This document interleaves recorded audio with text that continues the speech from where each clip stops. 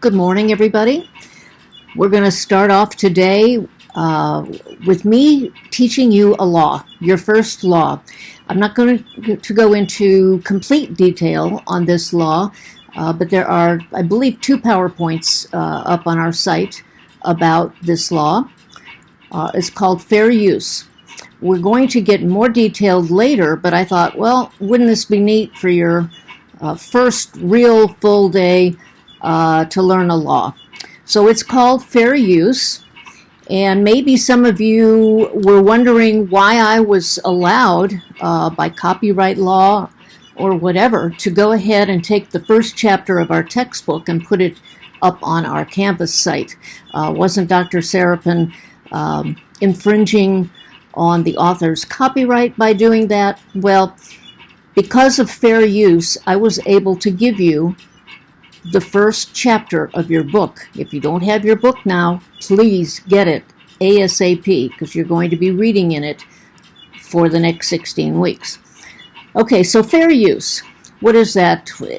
Basically, it's what it says. It gives me a fair chance to use this material without having to, let's say, ask the permission of the author or the publisher or whatever. And there are 4 considerations to keep in mind when we're going to try to use something under the fair use law. Those 4 things are the purpose and character of the use, the nature of the copyrighted work, the amount and substantiality of the portion taken or used, and the effect of the use upon the potential market. This is said in that order.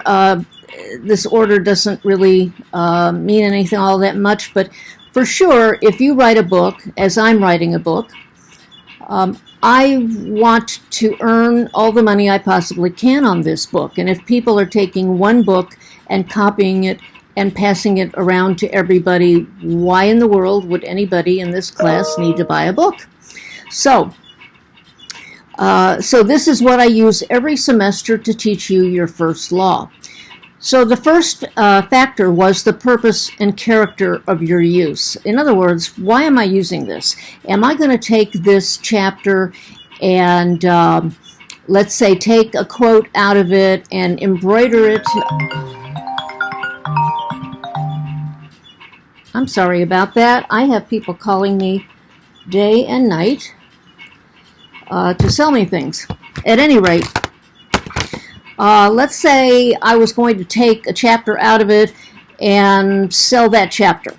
Just put it in the bookstore here on Troy's campus and sell the heck out of that chapter.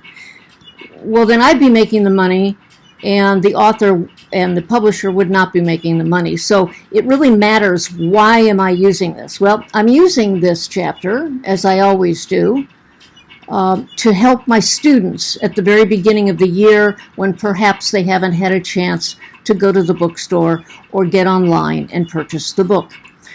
Now, so it's for educational purposes. That's number 1.